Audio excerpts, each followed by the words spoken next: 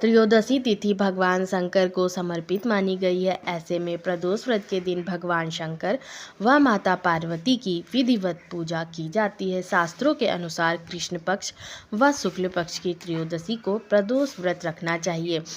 साल 2023 में अक्टूबर माह का पहला प्रदोष व्रत 11 अक्टूबर 2023 दिन बुधवार को है। प्रदोष पूजा का मुहूर्त शाम को 5:56 से रात्रि 8:25 तक।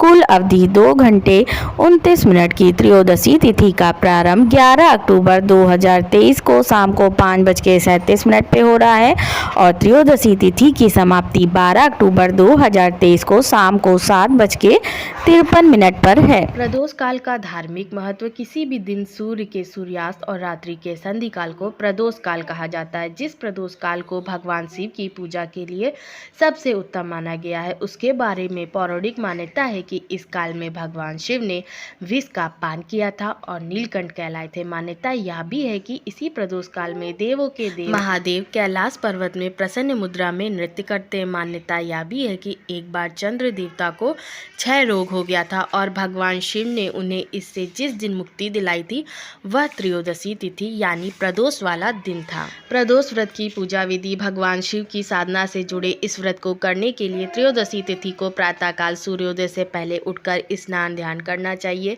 इसके पश्चात व्रत को विधि विधान से करने का संकल्प करना चाहिए। फिर भगवान शिव को गंगा जल और पंचामृत आदि से अभिषेक करने के बाद विधि विधान से पूजन करना चाहिए। दिन में शिव मंत्रों का मनन करते हुए सायंकाल एक बार फिर सूर्यास्त से पहले स्नान करके प्रदोष काल में भगवान शिव का षोडशो उपचार तरीके से पूजन करें। कथा वाचन करना चाहिए। इसके पश्चात शिव जी की आरती प्रसाद वितरण करने के बाद सबसे अंत में स्वयं प्रसाद ग्रहण करें। बुद्ध प्रदोष व्रत की कथा। प्राचीन काल की कथा है। एक पुरुष का नया नया विवाह हुआ था।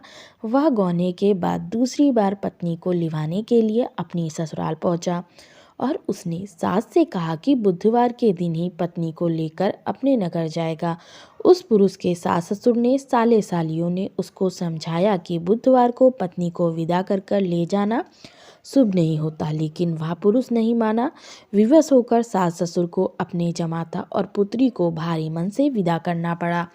पति पत्नी बैलगाड़ी में चले जा रहे थे। एक नगर से बाहर निकलते ही पत्नी को प्यास लगी। पति लोटा लेकर पत्नी के लिए पानी लेने गया। जब वह पानी लेकर लौटा तो उसने देखा उसकी पत्नी किसी पराये पुरुष के लाए लोटे से पानी पीकर हंस हंस कर बात कर रही है। वह पराया पुरुष बिल्कुल इसी पुरुष की शकल सूरत जैसा ही था।